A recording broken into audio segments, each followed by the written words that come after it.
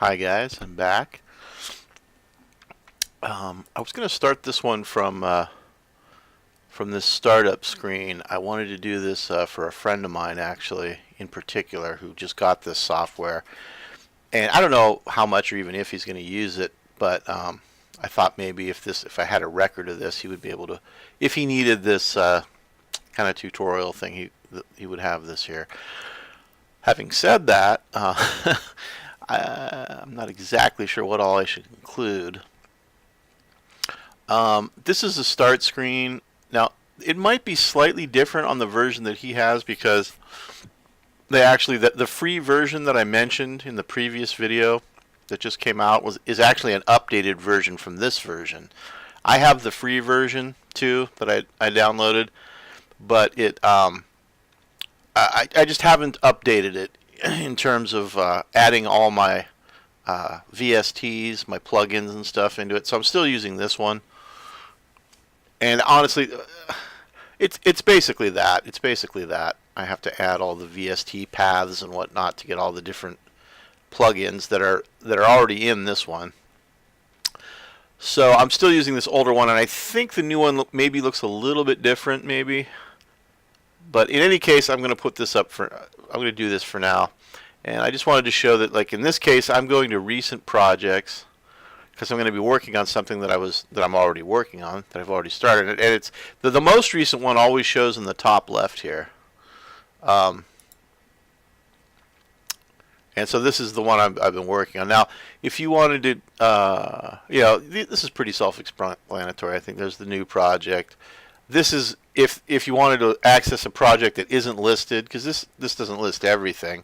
I don't know how it does have a drop down here, which I don't even know if I was aware of. But you can always go to here if there's something not listed here that you want to work on, and this takes you to your projects folder, I believe, which has like all the projects. Yeah, it has like all the projects on it. But and this is template. We did make a template for him. We got on TeamViewer, and I went in and made a template for him. So if you're starting a new project and you don't want to just go from one of the whoops, I didn't mean to do that. Oh shucks. Just made a new project, and that's not what I wanted to do. Let's see. I guess I'll just restart it. Here.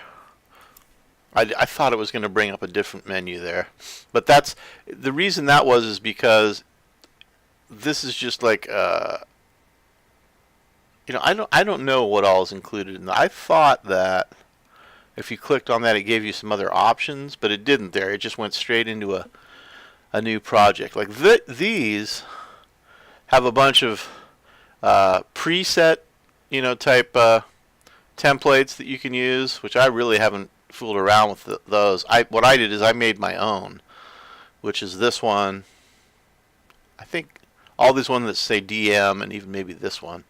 I don't know. This might be one that came with the software, but I know these DM ones, and this one being the most recent one, DM3, are templates that I made, and I think I've explained in previous videos what those are for. But it's just basically what it does. The templates, you can set up and save a template with all kinds of different settings, let's say, within the software. Like for instance, a basic new project, I believe, now one just opened here, and I don't remember. I kind of closed it kind of quickly, but I can't remember if the basic new project launches with any tracks already open and assigned. I think they do, but I can't remember. But what I've done is I've gone in and put in I've made a template that already has tracks when it's opening that I often use.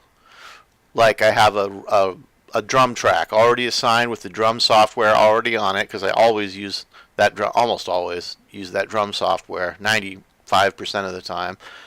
That's my first track, and then it will have two guitar tracks, a left and right guitar track already put the tracks are already ready to go, so all I need to do is arm them and start recording. And there's a few other tracks in there. There's a bass track, and then just like a couple. I've just got a couple blank audio tracks that I can use for, like, guitar solo, vocals, whatever. And then I've got a couple plugins also that are starting. Like, I have a brick wall limiter on the master bus, which is basically just like a compressor that stops the signal from distorting. It'll only let it go so far, and then it cuts it off. That's why they call it a brick wall. It'll stop the signal at a certain point so that it stops it from distorting. I have it launching with that, and I think a reverb bus. Yeah, I made a reverb bus so that I can send anything, any track that I want to that reverb bus and that allows you to, instead of assigning like different reverb plugins for every track that you might want to use reverb on, you can just send any track you want to that bus, and it's affected by that reverb.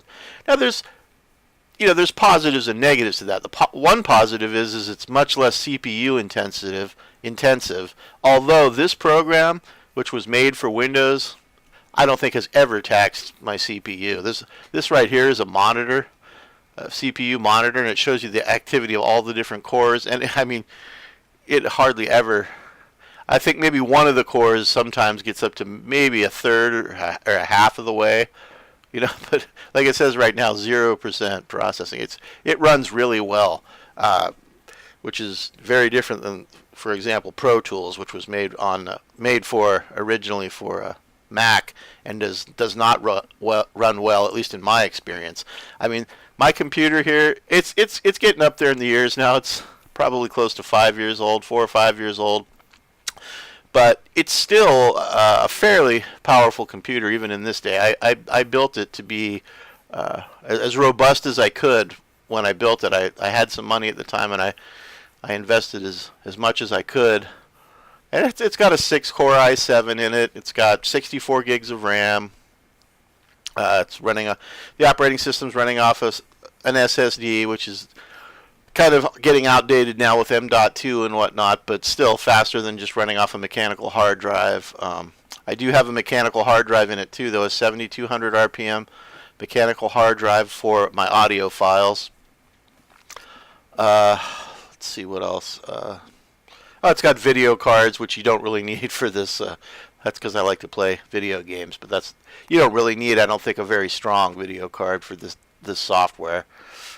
It does have to draw and redraw screens at times, like when you're listening to audio and it's running through the audio wave files. It has to draw. I don't know how GPU intensive that is, but it is having to redraw that, as it moves along and it changes. But anyway, there I go, off on a tangent there. I started thinking of all this information, Just, but what was I talking? I was talking about my template and the reverb bus. Yeah. So if you just have that plug-in on the one bus, right? You have a reverb plug-in just on the one bus, then you can just send anything you want to have reverb on it to that bus. Now you can't change like the I don't know, the parameters of the reverb, like the depth of the reverb, how much like the size of the reverb, whether you want just a slap back or whatever it's set at in those terms, it's going to be true of anything you send to it. You can change the send level, which in a way is kind of like changing the size of the reverb, because the more you send, the more you're going to hear the reverb.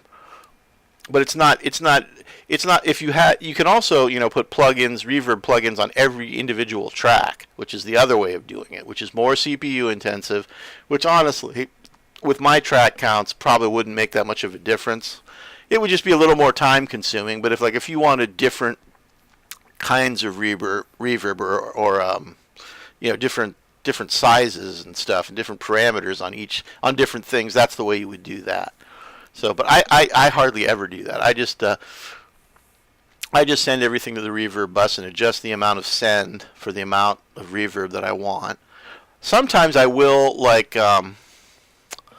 I will add reverb to an individual part or something. And that's a whole other thing. There's a way to go into what's called the clips, and you can actually just apply reverb to an individual clip. Which what it does is you set the reverb how you want it for that individual clip, and then it basically re-records the part with the reverb. So that the part now the downside of that is that you can change it, but it would probably require some fiddling to do it. In fact, I don't even know exactly how you would do it, and I've never done it that way. I mean, if I listen back to it and I don't like it, I just undo it and then redo it. But I mean, if it was like down the road and you decided, later on in the process, and you decided, I don't like that reverb, I'm not sure exactly how you would redo it. You might actually have to redo the part. I doubt it. There's probably a way to do it, but I don't know what it is. In any case, templates can be very useful. I find it's nice to just go into a project and already have things set up the way you would normally use them. And that doesn't necessarily mean that you're going to use all that stuff. And there might, and there's more often than not, I'm adding things that aren't in the template, virtual instruments or plugins of some sort or something, but it's a nice starting point. Anyway, let's go back to our project that we were working on here, which is that one. And I think I actually, without thinking of it yesterday, after I stopped recording, yeah, I did. I actually did kind of a lot more work on this. In fact, I even got to the point where I think I got the basics of the song fleshed out here. And I forgot that I was doing it as one of these these video projects, so kind of sucks in a way. As you can see, I got all these different drum parts, and I got the general structure of the song here, which would have been nice to have on video, but oh well. I used mostly drum parts from the drum software, the drag and drop stuff that I've shown. These ones that have names on them are often those parts, although sometimes just by the nature of how this works, like if I added a drum part right here after this one that has a name from the software, if I didn't separate it initially, sometimes it'll add that name to a part you wrote. Which, like it did here, for instance. I wrote all these parts, like from, I don't know, I think from there to there. I wrote all these parts, and if you look, it's added the name Heavy Fills, which was this part right here. Like, watch if I expand this part. This is a bit of an aside here, but see how this says this is an actual fill that I got from the software. But then when I started writing this part, I didn't separate it from this part, so it's thinking that it's just a continuation of this, so it added that name to this. But this is actually a part that I wrote, not Heavy Fills too. You can see just by those dots that it's not the same thing. But I don't know if that's even worth commenting on. But I just wanted to say that for the most part, I did use MIDI from the drum software. The only part that isn't is that part I just mentioned, which is like that section there, I think. And maybe a couple fills, like I see there's a little lead-in fill there and over here. Maybe a couple of those little fills I wrote myself, and this intro part, I think we saw me writing that part. But so, only other thing I added here was a keyboard part, and that is this hybrid. And they had great deals on this. I think I got this for $1, which was I mean I've been having some financial issues lately, but when I saw this for $1, I could, I'll buy that for $1. It's this software instrument right here, which I've actually wanted for a long time, and I don't know, it's like $100 or $150, and I was like, I can't afford that. But I saw a deal pop up for $1 online, and I was like, oh, I'm gonna get that really cool synthesizer instrument here, which I could do a whole video on. I mean, honestly, I've watched tutorial videos on this in the past, and I don't know everything you can do. I could give you a basic overview of what it does, but here's the part. I'll solo it here, and we can hear it. I hope. Let's see. Oh, you know what? I don't know if I have my this thing is running here. Let me check. So I'm not getting any sound. Nope, I didn't. There we go. So let's hear this.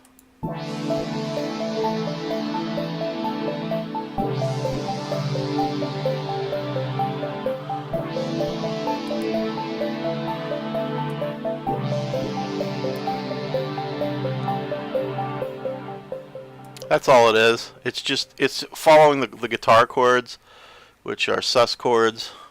I'm not sure if they're 4 or 6, but some kind of sus chords that I was just playing there. Which sus chord is just it's neither it doesn't have a defined third, so it's neither a major or a minor chord.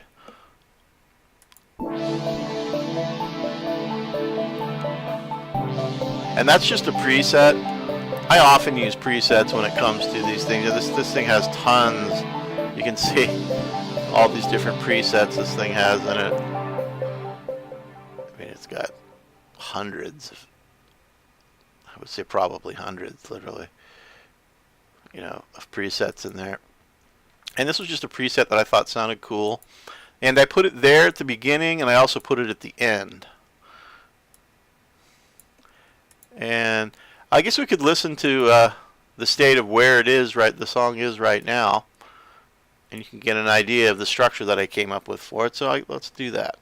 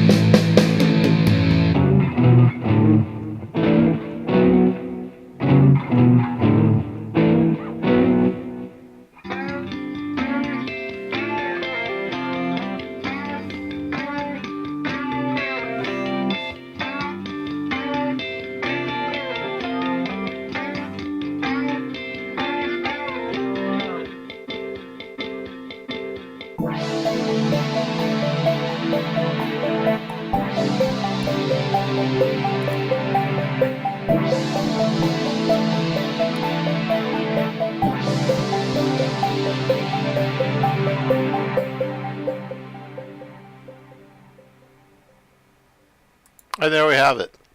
Now, I'll be honest. When I listen to this structure, I can hear the record company executive or producer in my head screaming, "It's not commercial.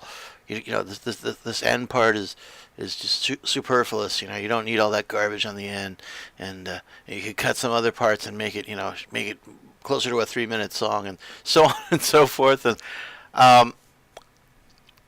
what can I say? I guess I hear that voice often, perhaps. I think to some extent I've kind of, tamped it down over the years to the point where, for the most part, I just ignore it. Occasionally I will, say, okay, yeah, maybe that is a bit much or whatever, but more often than not, I ignore that voice, for better or worse. And in terms of financial success, if that's what you're using as your measuring stick or whatever, I haven't had any, so maybe I should have listened to that voice more than I have. But I didn't, and I haven't, generally speaking, like I said. So, I like this structure. It's longish and maybe even a little plodding or something, but it's also in the early stages of development here too. Now, if I were to get further along in it and still feel like that, maybe I would do something, but to shorten it. But I'll just be honest here, full disclosure, the chances are that I won't. One thing that I realize about myself, and I'm not sure if it's a strength or a weakness or both, but is just that I have an issue with editing myself. Let's put it that way. At least in terms of, like the length of songs and stuff like that. And not just that either, but other things too, like parts that I write and stuff. For instance, this part, which I talked about earlier, is pretty strange. The whole ending is kind of strange, but I don't know what to say. I like how it sounds different. This part right here.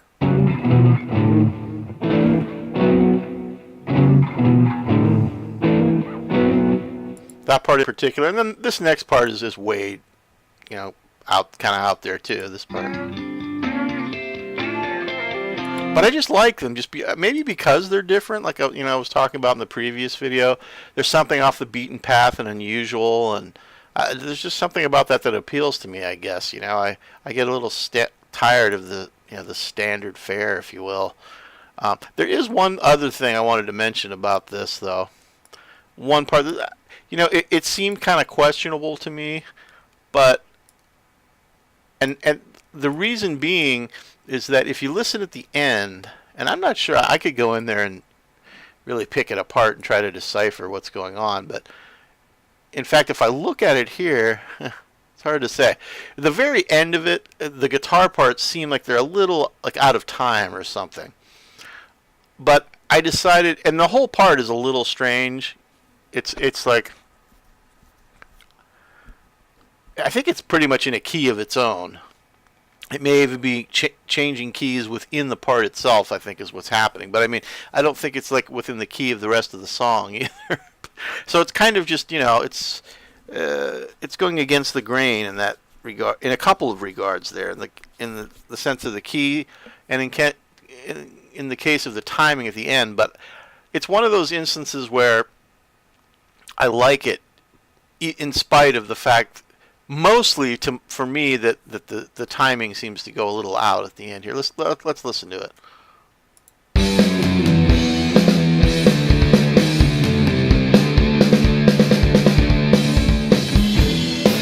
Yeah, there's just like some chunking or something going on at the end there. One more time.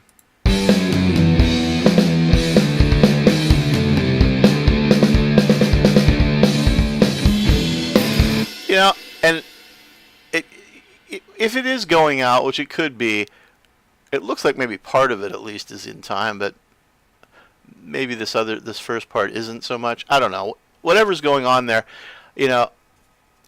oftentimes if I run across something like that, I'll think, no, I got to edit that in some way. I either got to fix it so that it's in time or cut it out. In this case, I'm not going to. I'm going to leave, a little bit ragged, just for the sake of leaving it a little bit ragged, and the fact that not everything has to be, as I was talking about in the previous video, really, on the grid necessarily. I know that the drums are on the grid because I wrote that part myself, and I mean, if you looked at it here, I'll highlight it, and you'll see all these darker green dots are the part that's highlighted. You can see, if we were in, they're all right on the grid. So there's no way that they can be out of time, really. They're all written right on the grid. So it's not that, but there is just something strange, a little bit odd there at the end of that part. But, again, I largely came to terms with the idea, I think, a while ago that, I was going to live with the fact that I wasn't, the greatest editor of myself. Let's put it that way.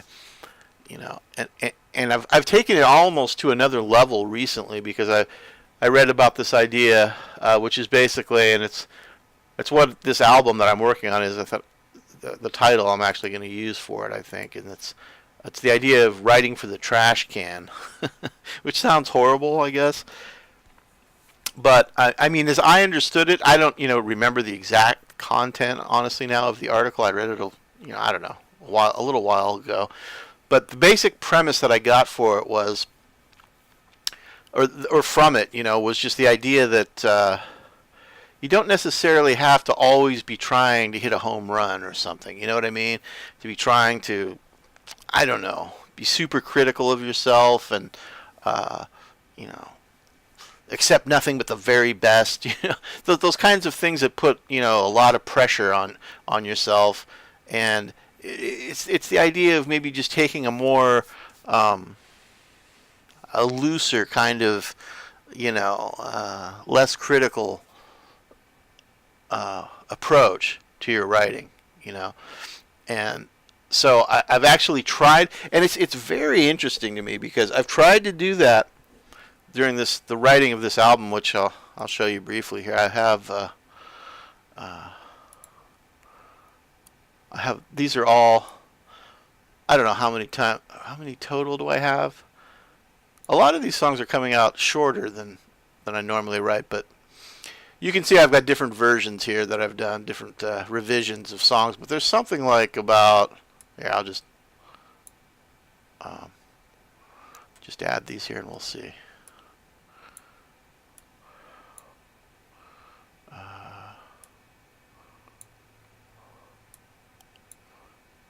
I need an editor is even a name. Let's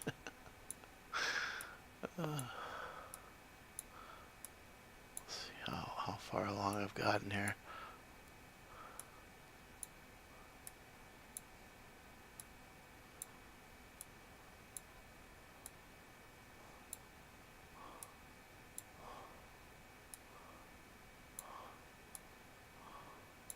Okay, now this first thing here though is my video. I don't want that on there. This does some weird things sometimes. It's got two of those. And now yeah, it's doing weird things. See, I removed that and it took both of them off and then added a second one of this, It's cool. Let me see if I can. No, it's just going to mess with me here. But I don't know. There's over an hour of songs that I've worked on here for this album, which I'm calling Writing for the Trash Can. That's the playlist there that I've made for it. And there's over an hour there, and it's been interesting to me in this process because, boy, it's almost hard to explain. But I've realized, I guess, or started to realize anyway, maybe I haven't fully realized it, but I've started to realize in the process of trying to be, I suppose, less critical of myself, like I just described, the whole writing for the trash can, I realized that that's hard for me to do. And I don't know that it's, I think in part just because I've developed habits and a way of doing things. It's kind of like the old man who's stuck in his ways, honestly. I've developed habits and ways of doing things over the years that are just hard to break out of. They're kind of ingrained in my process and whatnot. And even even trying to keep that, that idea in my mind that, okay, I'm going to be less critical here. I'm just going to try to, maybe be even more spontaneous, which is something I kind of always try to do, but maybe even try to be more spontaneous and just let things kind of happen and not be as concerned about, whether everything is perfect and that sort of mentality. I strangely found in some cases on some of the songs that it seemed like, at least, I was doing the opposite, which is strange. That by trying to be less critical and, less meticulous or whatever, I was actually being more critical and more meticulous.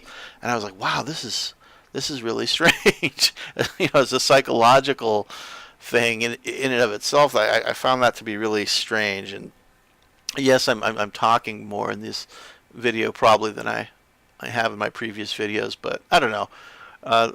These are interesting aspects of the process, I suppose, that while they may not be, technical in the sense of I don't know, recording, mixing, editing, that sort of stuff, they are, I think, a big part of it. Really the mental process that you're going through as you're creating and working on these things is a big part of it, I think. How you approach your creative process in your mind. So anyway, yeah, I found that to be really interesting. That it was kind of like, and I suppose it makes sense in the sense that, by finding, that in some cases anyway, I was being, less critical and stuff. I think maybe I kind of panicked a little bit, almost like subconsciously, like, oh boy, this isn't right, this isn't normal.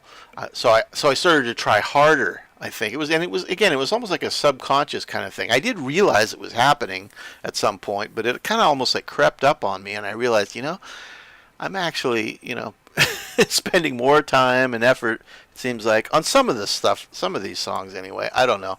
The end result, I'm still in the process of doing this, and I think I mentioned before, I don't necessarily, if you look at some of my other playlists, like, here's another one, here's an album I did, and, I mean, look, the first song I did at least 10 revisions of, and that's kind of rare for me to do that many, but you can see I got a version 10 of this song.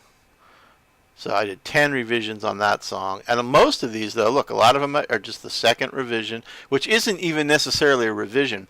What that is just after I have an initial file, which is just the name of the song, which is when it comes out of this Sonar DAW software that I'm working on here. And then I go into another area, which I'll just bring up this file list here, this mastering, which is, I'll just go there quickly. Let me just make sure to save this, even though I know I didn't do anything. If I click on this will take us to the mastering, which is just this, which is just a stereo channel with a master chain that has a compressor on it, basically, which is just it's just a very simplistic kind of mastering program. It's got this which just has this get that to come up. Just has this compressor on it, and that's why I send all my songs to this. And honestly, I go for the really kind of hard clip, modern, crushed sound, and I've almost kind of sorry to say that I do that, because, and that's another thing I did recently here. And what that is, let me try to be clear. I don't want to be too jumbled in my thought process here, but what that is when you compress, like, let's look at a file over here.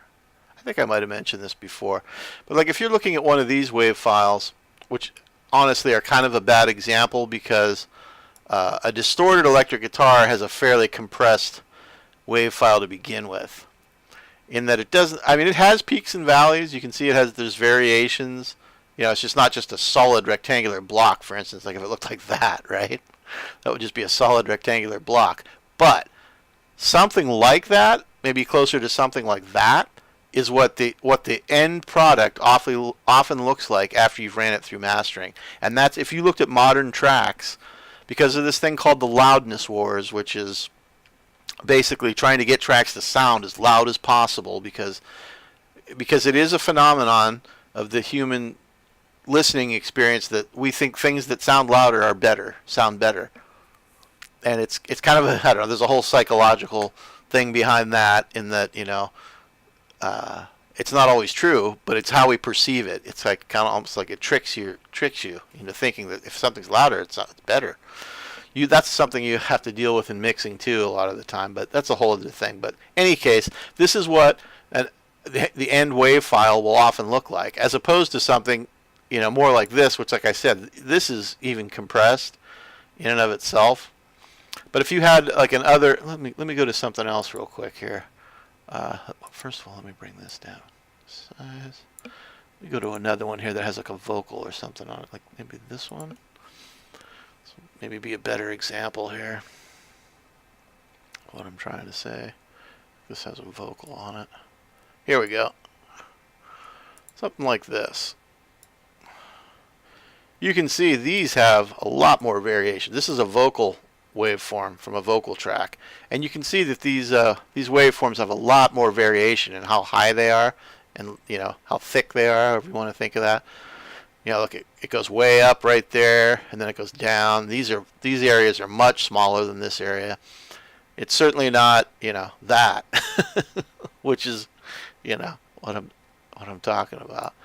So and what that is doing in some way is it's and this is what compressors do, and depending on how hard you hit them, you can go from something very subtle to something like that as your end product. You could have a compressor that barely, if you ran this through a compressor and then re-recorded it, which is basically what that mastering process does, it might not look much different than it does here if you use just a subtle amount of compression. But when you slam it and use a lot of it, that's when you end up with this, with like the chopped off flat tops and bottoms, and that means it's as loud as it basically can be without distorting. It's just completely, and it's lost all its dynamics. See, in something like this where you have variation in the waveform, it's smaller here and bigger here. That's dynamics, is what that is. It's differences in volume. So when you have something that just looks like that, you can see, like this section right here at least, and even this one, it's got a couple valleys in there, but for the most part, that's just a solid block. That means there's really no dynamics in there. It's just coming completely smashed. And that's, as I was saying, that's what I often do, because as most people, like most people, I like the sound of louder music. And there's other ways to deal with that. Just having something that's a better amplifier, let's say, a better sound card, like if you're listening to things on a computer. Like I have two. I have the internal one in my computer, which is kind of just a basic one that's on the motherboard in there. That's it's not very loud, really, generally speaking, for most things. Like if you're listening to, I don't know, a YouTube video, it's something that has a standardized volume, let's say, iTunes or anything, some kind of commercially produced sound. It's really not that loud for the most part. Now, on the other hand, that rack-mounted unit that I've mentioned before, that this is the software for, that I use as my interface. I plug my guitar, my keyboards, my vocals into it. That thing has its own sound card. If I listen to the same thing through that, if I change sound cards, which you can do, in Windows, you can change what you're monitoring on, basically. I can listen to the same thing, an iTunes song, or a song off my Windows Media Player, a song I've recorded. I can listen to something off that through there, and it's much louder. I mean, it can get too loud. So it's just a matter of the sound card is able to produce more volume in that unit.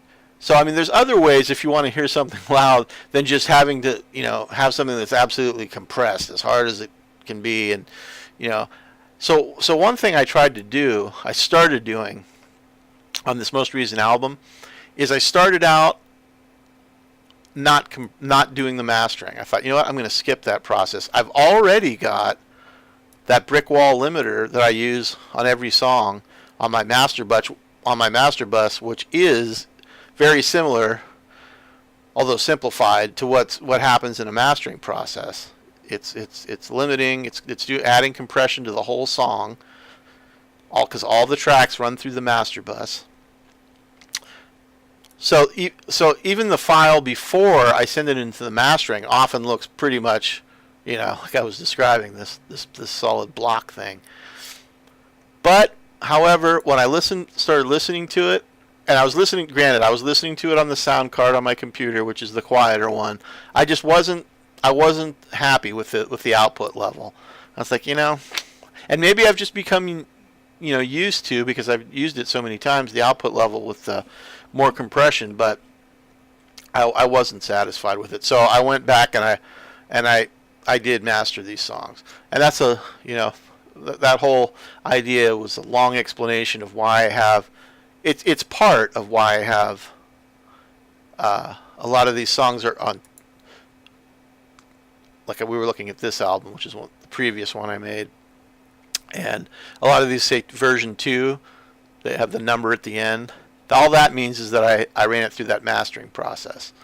Doesn't mean I did anything above that was some kind of revision, like 4, and it will almost always be, not always, but almost always, it'll be an even number, because what happens is if I go back, like say we've got this song with the 2 at the end, and I listen to that and I think, no, something's too loud, or I need to change this part, whatever it is. I'll go back, I'll change it, I'll bounce that down, and then I'll send it through the mastering again. So I'll technically, there's a version 3, which is just the revised version that has been bounced down pre-mastering. But you'll very rarely see that here. It's almost always a 4, which is, this may be too much information, but what the heck, Anyway. As you can see, most of these are 2s or 4s, which means I didn't do a whole lot of revisions. The 4s, I did 1 revision, basically. That's what that means. Now this one, obviously, I was struggling a bit with this one. This one went all the way up to 10. 10 revisions, which is really like 5, because again, it gets doubled. I did like 5 revisions of that song. Anyway, you see, this is the one that I'm currently working on. They're all 2s and 4s, I think. There's a 3 there, which is rare. I'm not sure why that's a 3, but there it is.